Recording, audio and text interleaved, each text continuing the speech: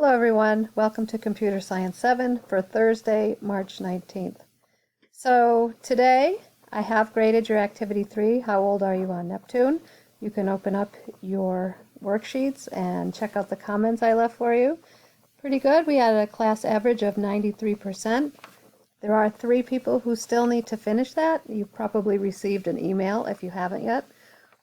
So just keep working. The biggest thing I saw, some of you didn't know how to do the table formatting or maybe a problem with the formulas, but I left you notes in your comments so you can try to resolve that before we get to Activity 5, which will be your test grade for Excel. So today you have an entrance ticket, and you'll find that on Schoology. It's for formula practice. And we are going to do some inserting of a chart practice because you will need to do that for your test too. So we're just going to practice that a little bit. And just remember to keep learning. So in yesterday's lesson, you learned about the average function, and you should have created a spreadsheet that looks something like what you see on the screen, and you would have named it average. We're going to work with works 2 and 3 to insert a chart. So let's go ahead and select that. For me, that is A6 through B20.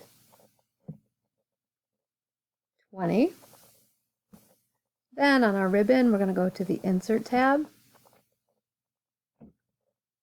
And we're going to click on Recommended Charts.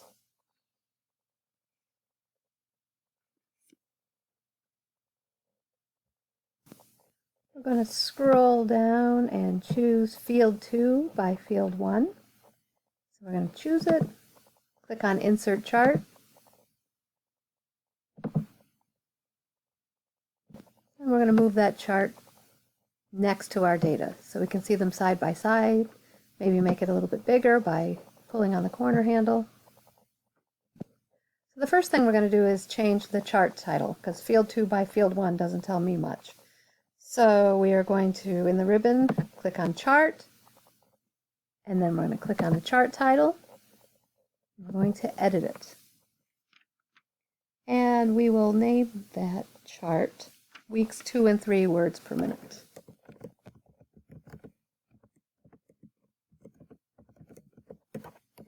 Click OK.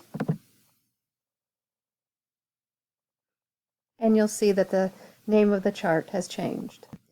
Next, we're going to change our horizontal axis title and our vertical axis title to something more meaningful. So go ahead and click the drop down for axis title. We'll start with the horizontal title. We're going to edit it. We're going to call that days, because those are the days that we did our typing test. Next, we'll go to the vertical axis title. And we're going to change that to words per minute, or WPM.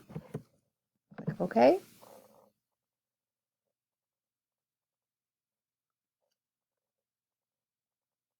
Finally, we are going to put data labels on the inside of our bars here.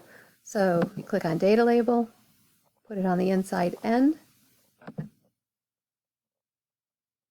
Make it a little easier to read our data. Sorry, my computer's going a little bit slow.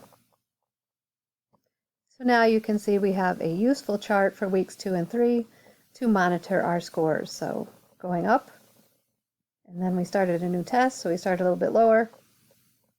And in the end, we did improve a little bit. So go ahead and make sure that your chart is saved, because I am going to take a look at this and make sure you were able to insert a chart. Due yesterday was your career research project, Activity 4. And I just had a couple of comments on that. If you want to go back in and change some things, you can before I go ahead and grade it. You'll notice here that in the salary column, in most of the rows 2 through 5, and this is Caitlin's careers, 2 through 5 have numbers in them, which is what you want because when you're writing formulas and doing charts, they're only going to work with numbers. But in cell B6, first of all, it's a per hour number, which doesn't really match the other numbers that are an annual salary. And there are words in there, which makes it text. And you'll notice that when Caitlin created her chart, there's no bar here for Singer to see how much a Singer makes because the number 2815 is way too low. So what do you do if one of the jobs that you looked up only gives you a per hour number? Well, I'm going to give you a formula that you can use to change that to an hourly number. So instead of putting in 2815 per hour, we are going to make this a formula, which we know has to start with an equal sign. So it will be equal 2815 times 40, which is for 40 hours a week, an average work week, times 52, which are 52 weeks in a year. Then when I press return, that will give you an annual salary number of $58,552. You'll also notice that a bar in your bar chart showed up under Singer so that you can compare that to the other careers that you found.